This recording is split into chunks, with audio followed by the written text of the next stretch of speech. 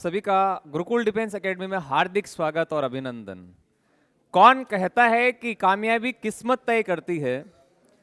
ये कौन कहता है कि कामयाबी किस्मत तय करती है? यदि आपके इरादों में दम है तो मंजिलें भी झुका करती है। कहा जाता है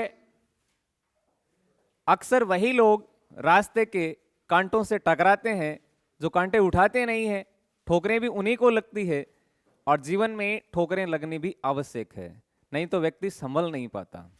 एक मैदान में हारा हुआ इंसान उठकर फिर से जीत सकता है, लेकिन मन से हारा हुआ इंसान कभी नहीं जीत सकता। तो अपने मन को मजबूत रखें, कामयाबी आपके कदमों में होगी। आज अपना टॉपिक महत्वपूर्ण तथ्य है।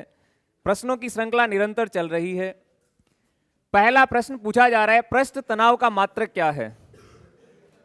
पृष्ठ तनाव का मात्रक क्या है?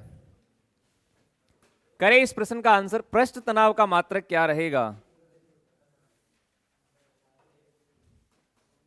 न्यूटन है। न्यूटन प्रति मीटर, अर्ग और जूल। इस प्रश्न का आंसर क्या रहेगा? पृष्ठ तनाव का मात्रक पूछा जा रहा है। क्या न्यूटन इसका आंसर है? न्यूटन किसका आंसर रहता है? बल का। बल का मात्रक न्यूटन है। बल का ऐसा ही मात्रक न्यूटन है। बल का ऐसा ही मात्रक न्यूटन है। अर्ग और जूल ये किसके मात्रक है? जूल कार्य का मात्रक है। अर्ग किसका मात्रक होता है? एफ बराबर क्या होता है? वर्क बराबर कार्य बराबर बल इंटू विस्थापन। कार्य बराबर होता है बल गुणा विस्थापन। बल गुणा विस्थापन। यदि आप बल को न्यूटन में और विस्थापन को मीटर में लिखते हो तब कार्य का मात्रक क्या आता है? जूल आता है। कार्य का मात्रक जूल कब होता है? जब बल को न्यूटन में और विस्थापन को मीटर में लिखा जाता है तब कार्य का मात्रक जूल होता है। और बल को यदि मैं लिखूं डाइन में गुणा, और विस्थापन को यदि आप सेंटीमीटर में लिखते हो तब कार्य का मात्रक क्या रहेगा? अर्ग रहेगा। ये कार्य का मात्रक है। अर्ग भी है। जूल का मान कितना होता है? 1 न्यूटन में कितने जूल होते हैं? या डाइन का पूछा जाए, 1 न्यूटन में कितने डाइन होते हैं? 10 की घात 5 डाइन है। और अर्ग पूछा जाए फिर कितना आंसर रहेगा?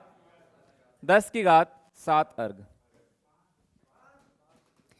न्यूटन में होता है 10 की घात 5 डाइन, और अर्ग पूछा जाए तो 10 की घात 7 अर्ग होता है। पृष्ठ तनाव का मात्रक पूछा गया था, न्यूटन प्रति मीटर इस प्रश्न का आंसर है।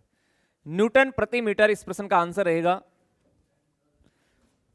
दूसरा प्रश्न, किस कारण लालटेन या चिमनी की बाती में तेल ऊपर चढ़ता है? कौन सा वो कारण है जिसके कारण एक लालटेन की अथवा चिमनी की जो बाती होती है उसमें तेल की क्रिया है वो ऊपर नीचे होती रहती है? क्या रहेगा इस प्रश्न का आंसर? कैपिलरी, दाब, घनत्व या फिर बल?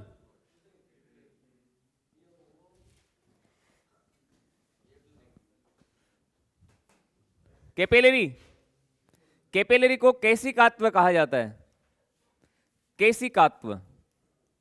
और ये पिछली आर्मी की भर्ती में पूछा गया था। एज इट इज क्वेश्चन है, किस कारण लालटेन या चिमनी की बाती में तेल ऊपर चढ़ता है? केशिकात्व के कारण ऐसा होता है। ये इस प्रश्न का आंसर रहेगा। दाब का मात्रक क्या होता है? पास्कल। घनत्व को किसमें लिखा जाता है? मीटर क्यूब में। और बल का मात्रक क्या रहता है? न्यूटन। प्रश्न पूछा गया था किसके कारण लालटेन या चिमनी की बाती में तेल ऊपर नीचे होता रहता है? तो आंसर रहा कैपिलरी, केशिकात्व या कोशिकात्व भी इसको कहा जाता है। करें, नोट करें। प्रश्न संख्या 3, निम्न में से कौन सी घटनाएं केशिकात्व पर आधारित है? इंपॉर्टेंट प्रश्न है ये। घटना पूछी जा रही है, कौन सी घटना है, केशिकात्व पर आधारित है।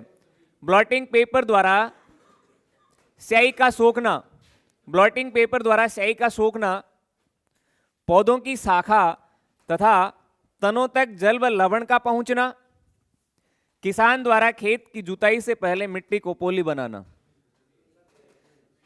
किसान खेत जोतने से पहले मिट्टी को पोली क्यों करता है?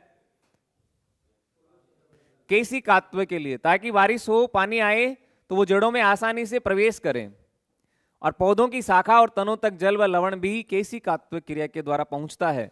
इसे सारी की सारी घटनाएं रहेगी। डी आंसर है इसका। निम्न में से कौन सी घटनाएं केशिकात्व पर आधारित है?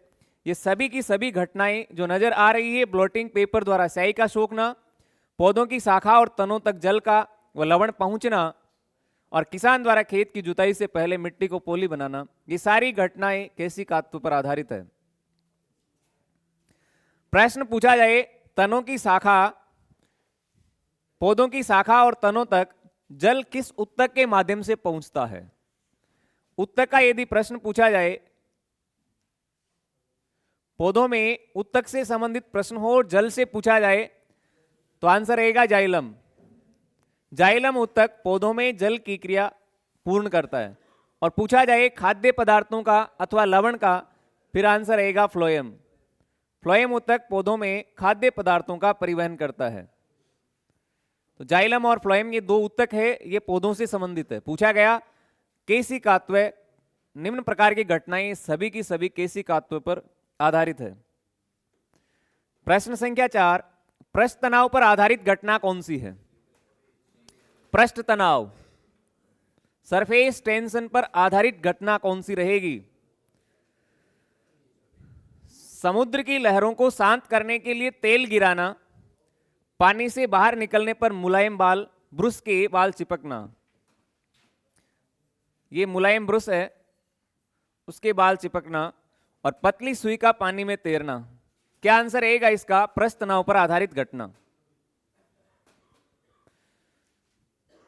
ब्रुश होता है, उसको पानी में आप डालते हैं ब्रुश करने के बाद में, तो उसके जो बाल है वो आपस में चिपक जाते हैं। देखा होगा, समुद्र की लहरों को शांत करना है तो उस पर तेल छिड़का जाता है, तो समुद्र की लहरें शांत हो जाती है और पतली सुई पानी में तैर सकती है।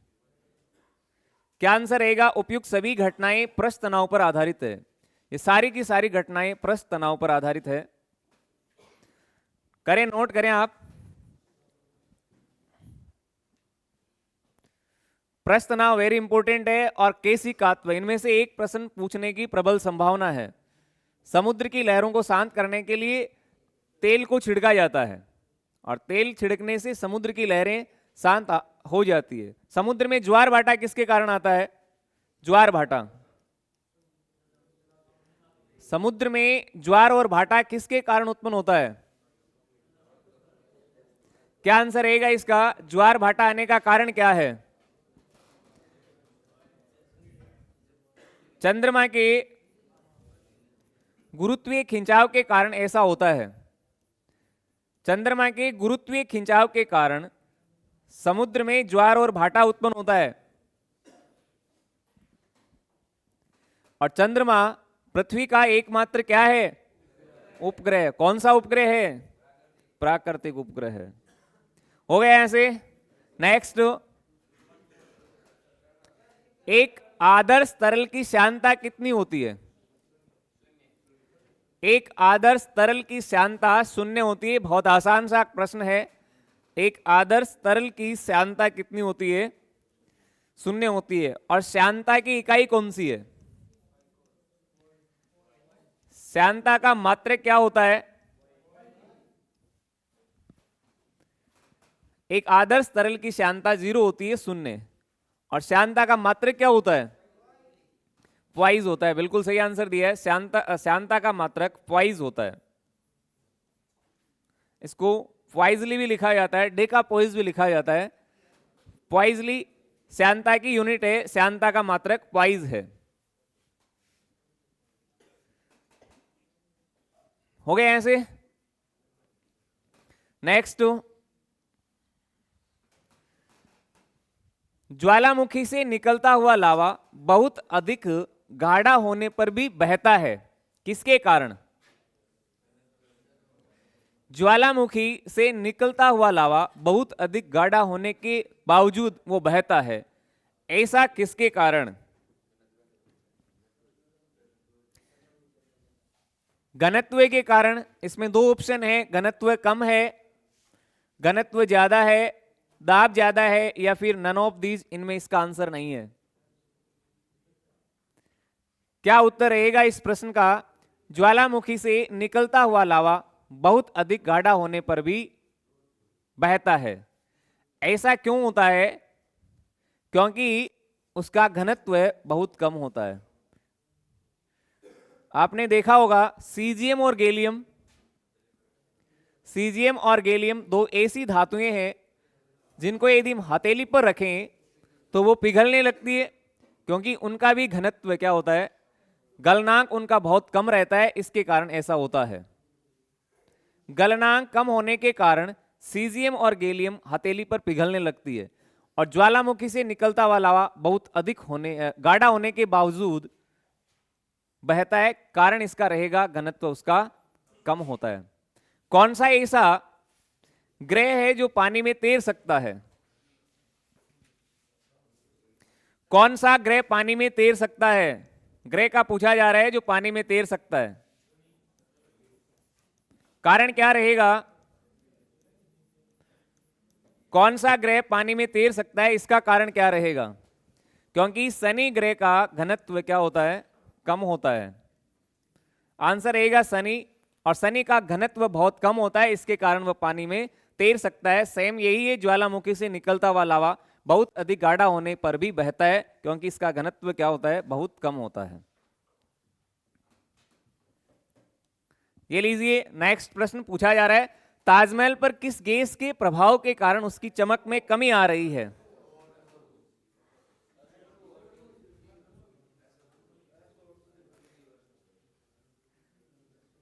क्या आंसर रहेगा इस प्रश्न का? ताजमहल पर किस गैस के प्रभाव के कारण उसकी चमक में कमी आ रही है?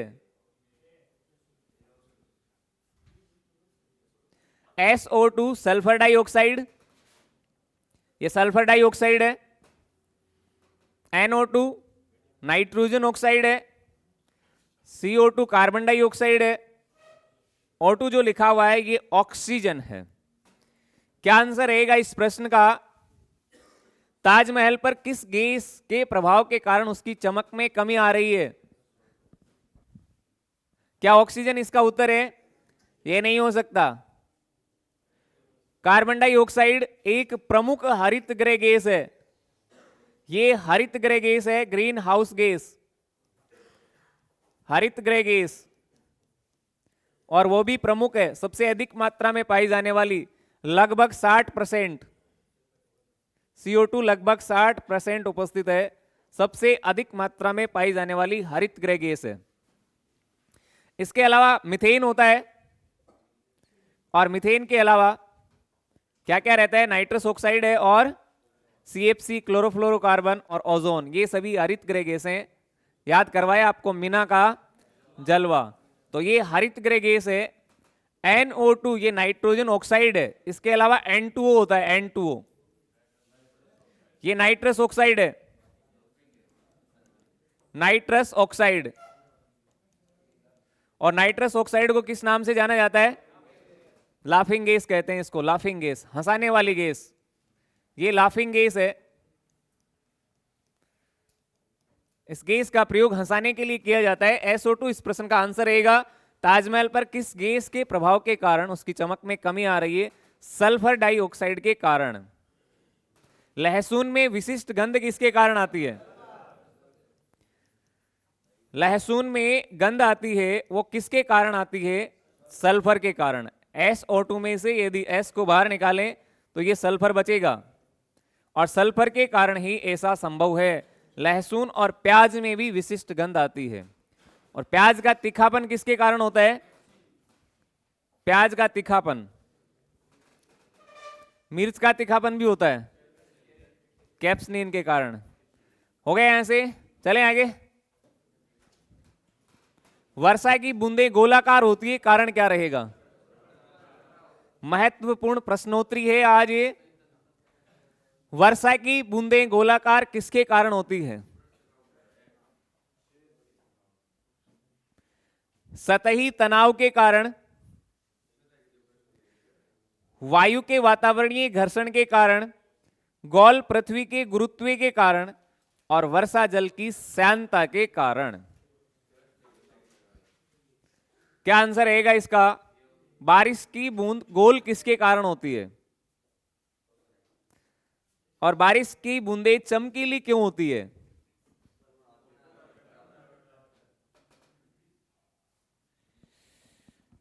बारिश की बूंद गोल होने का कारण रहेगा पृष्ठ तनाव। सतही तनाव के कारण ऐसा संभव है। सतही तनाव के कारण बारिश की बूंदें गोलाकार होती है। कर लीजिए, नोट कर लीजिए, बहुत इंपॉर्टेंट प्रश्न है।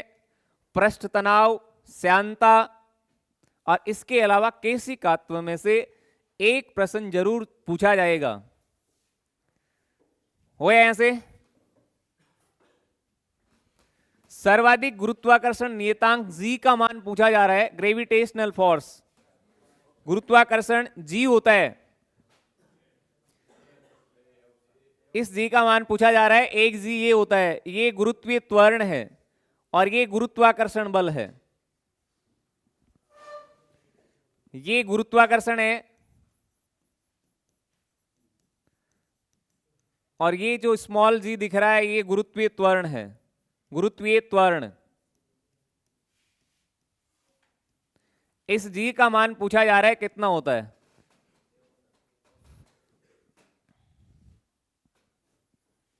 एफ बराबर क्या होता है? जी एम एम, m2 लिख सकते हैं बटे डी स्क्वायर।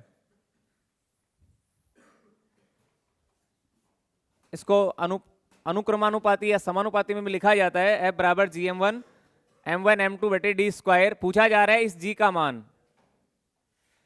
सर्वाधिक गुरुत्वाकर्षण नियतांक जी का मान क्या रहेगा? 6.67 इंटू 10 की घात -11 न्यूटन मीटर स्क्वायर और किलोग्राम। 6.68 इंटू 10 की घात -10 और 6.63 इंटू 10 की घात -2 या नन ऑफ दिस। क्या आंसर रहेगा इसमें? बड़े वाले जी का मान पूछा जा रहा है 6.67 इंटू 10 की घात -11। ये गुरुत्वाकर्षण बल जी का मान होता है 6.67 इंटू 10 की घात -11। यदि पूछा जाए गुरुत्वीय त्वरण का मान कितना होता है, फिर आंसर रहेगा 9.8। 9.8 गुरुत्वीय त्वरण जी का मान। और बड़े वाले जी ये गुरुत्वाकर्षण बल है, इसका मान पूछा जाए तो 6.67 इंटू 10 की घात -11।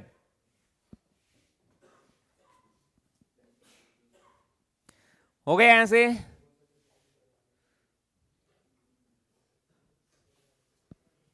नेक्स्ट,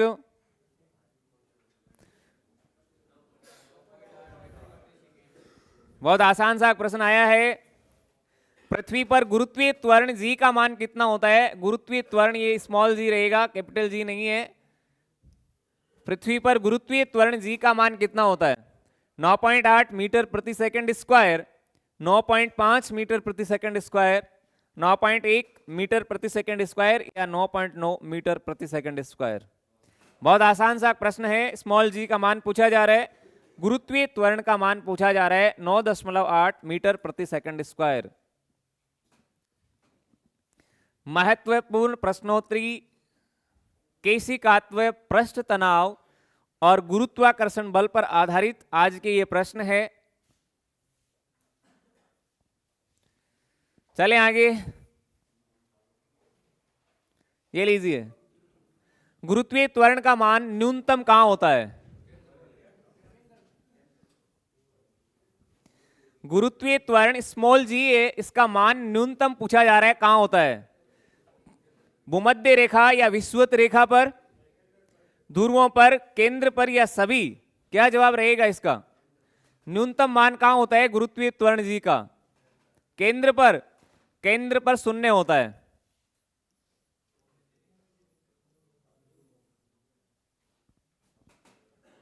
न्यूनतम पूछा जा रहा है। भूमध्य रेखा पर ध्रुवों पर कहां होता है न्यूनतम मान?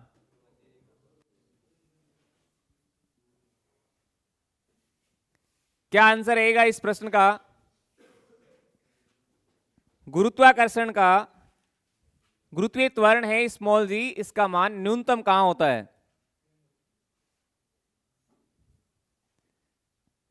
दीजिए आंसर दीजिए। भूमध्य रेखा या विषुवत रेखा या ध्रुवों पर?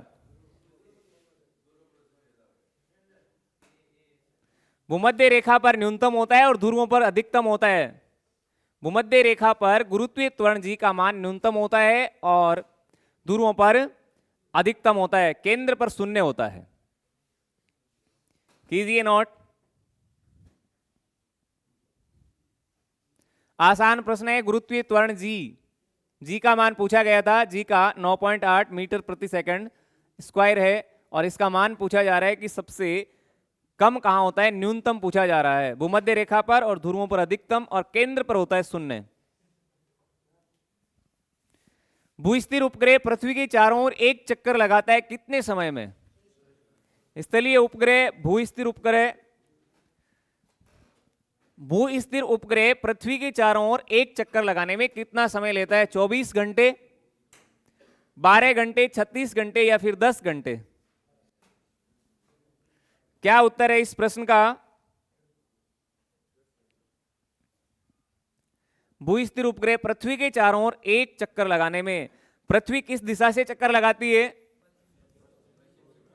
पृथ्वी सूर्य के चारों ओर किस दिशा से चक्कर लगाती है? पश्चिम से पूर्व की ओर। पश्चिम से पूर्व की ओर पृथ्वी सूर्य के चारों ओर चक्कर लगाती है। और ठीक इसके ऑपोजिट विलोम कौन है? कौन सा ऐसा ग्रह है जो इसके विपरीत दिशा में चक्कर लगाता है?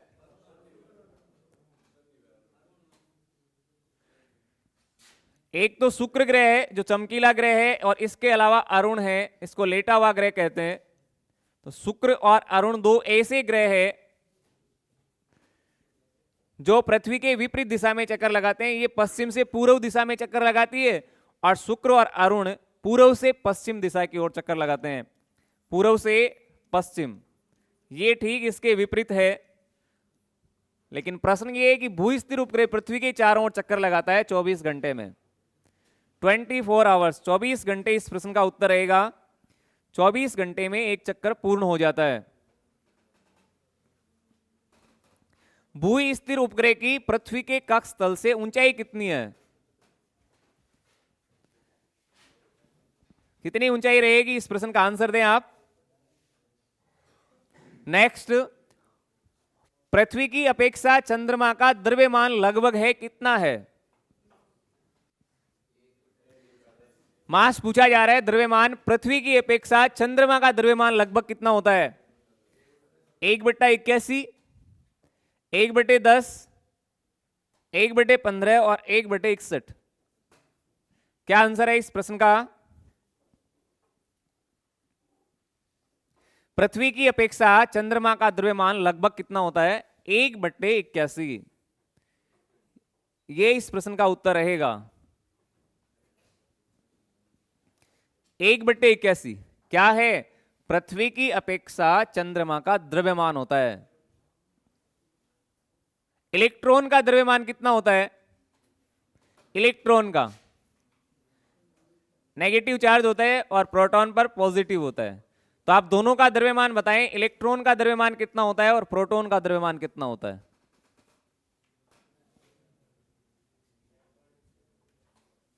इलेक्ट्रॉन का द्रव्यमान 9.1 और इंटू 10 की घात -31 होता है।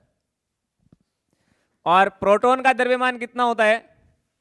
6.1 इंटू 10 की घात -27।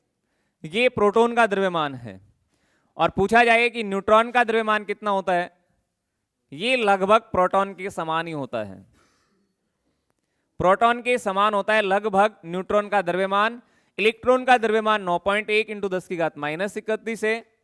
प्रोटॉन का है 6.1 इंटू 10 की घात -27। और पृथ्वी की अपेक्षा चंद्रमा का द्रव्यमान होता है लगभग 1/81।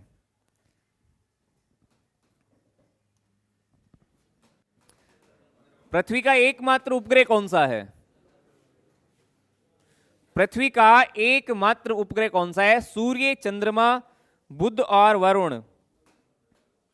पृथ्वी का एकमात्र उपग्रह कौन सा है?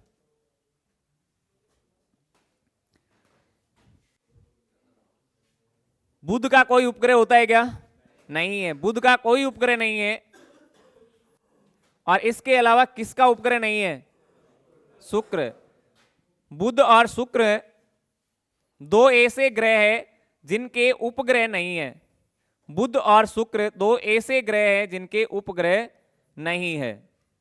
वेरी इंपॉर्टेंट, एक तो बुध ग्रह है और दूसरा शुक्र ग्रह है जिनके उपग्रह नहीं है। पृथ्वी का एकमात्र उपग्रह कौन सा होता है? चंद्रमा। चंद्रमा पर उबड़ खाबड़ स्थान है, चंद्रमा पर पर्वत भी है। मुख्य पर्वत लिप्टनीज पर्वत है चंद्रमा पर, लिप्टनीज पर्वत पाया जाता है चंद्रमा पर। और पूछा जाए कि सबसे बड़ा पर्वत कहां है, तो वो रहेगा मंगल ग्रह पर निक्स ओलंपिया। निक्स ओलंपिया मंगल ग्रह का सबसे बड़ा पर्वत है। इसकी ऊंचाई कितनी है? निक्स ओलंपिया की ऊंचाई कितनी है? माउंट एवरेस्ट से 3 गुना ऊंचा है ये। माउंट एवरेस्ट से 3 गुना ऊंचा है। कौन ऊंचा है? निक्स ओलंपिया, मंगल ग्रह का है ये। और चंद्रमा का पूछा जाए तो फिर लिप्टनीज रहेगा। और पृथ्वी का एकमात्र उपग्रह ये चंद्रमा ही है। चंद्रमा की रोशनी पृथ्वी पर कितने समय में पहुंचती है? चंद्रमा की रोशनी पृथ्वी पर कितने समय में पहुंचती है? 1.3। और सूर्य की रोशनी पृथ्वी पर कितने समय में? 8 मिनट और 19 सेकंड, 499 सेकंड। सूर्य का अधिकांश भाग किसका बना हुआ है? हाइड्रोजन का। सूर्य का अधिकांश भाग लगभग 70% हाइड्रोजन का बना हुआ है। और 28% किसका बना हुआ है? हीलियम का। और 2% जो बचा हुआ है वो इनमें अन्य गैसें आ जाती है। बहुत इंपॉर्टेंट प्रश्न है। पृथ्वी का एकमात्र उपग्रह चंद्रमा रहेगा। पृथ्वी के पलायन वेग का सूत्र क्या है? करें आंसर। और पृथ्वी का पलायन वेग होता है कितना है? पृथ्वी का पलायन वेग कितना होता है? 11.2 किलोमीटर प्रति सेकंड। ये पृथ्वी का पलायन वेग है। इस दूरी को पार करने के बाद में वस्तु वापस पृथ्वी पर नहीं आती। ये पृथ्वी का पलायन वेग है 11.2 किलोमीटर प्रति सेकंड।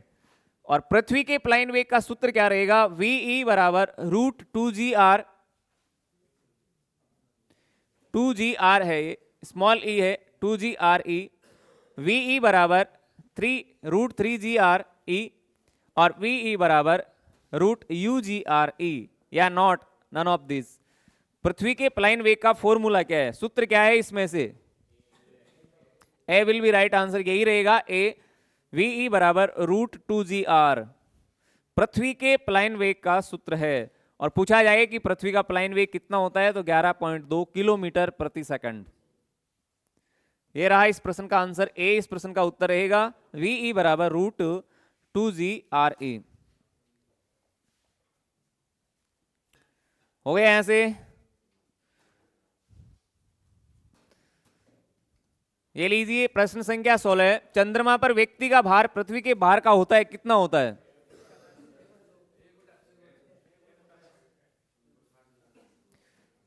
चंद्रमा पर व्यक्ति का भार पृथ्वी के भार का कितना होता है? 1/6 गुना, 1/10 गुना, 1/15 गुना या 1/2 गुना?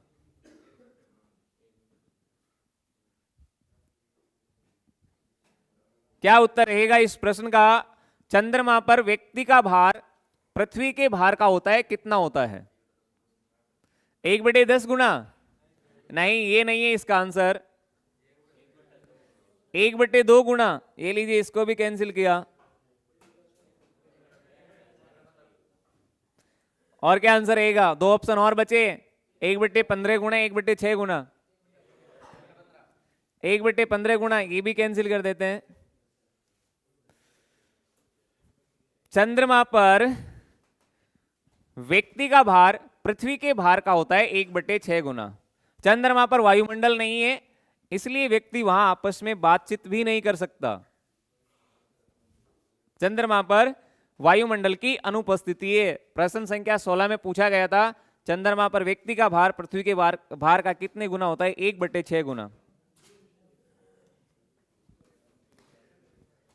प्रश्न संख्या 17, एक अंतरिक्ष यात्री है ये, एक अंतरिक्ष यात्री पृथ्वी तल की तुलना में चंद्र तल पर अधिक ऊंची छलांग लगा सकता है, क्या कारण है इसका? एक अंतरिक्ष यात्री पृथ्वी तल की तुलना में चंद्रमा के तल पर अधिक ऊंची छलांग लगा सकता है, किस कारण ऊंची छलांग लगा सकता है चंद्रमा पर? बताइए। वह चंद्रमा पर भारहीन होता है, चंद्रमा पर कोई वातावरण नहीं है, चंद्र तल पर गुरुत्वाकर्षण बल पृथ्वी तल की तुलना में अत्यल्प है, या चंद्रमा पृथ्वी से छोटा है?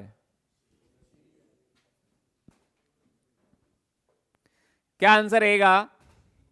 सूर्य से दूरी के अनुसार पृथ्वी का क्रम कौन सा है? सूर्य से दूरी के अनुसार कौन सा क्रम रहता है? दीजिए आंसर। आया याद? बसपा की मायावती सेव खाती है, ये रहा पृथ्वी छुपा हुआ है, देखो इधर पूछा गया है। इसमें ये पूछा जा रहा है एक अंतरिक्ष यात्री पृथ्वी तल की तुलना में चंद्र तल पर अधिक ऊंची छलांग लगा सकता है, इसका कारण रहेगा चंद्रमा पर कोई वातावरण नहीं है, वायुमंडल नहीं है, इसके कारण ऐसा होता है। और पृथ्वी सूर्य से दूरी के अनुसार नंबर 3 पे है। तीसरा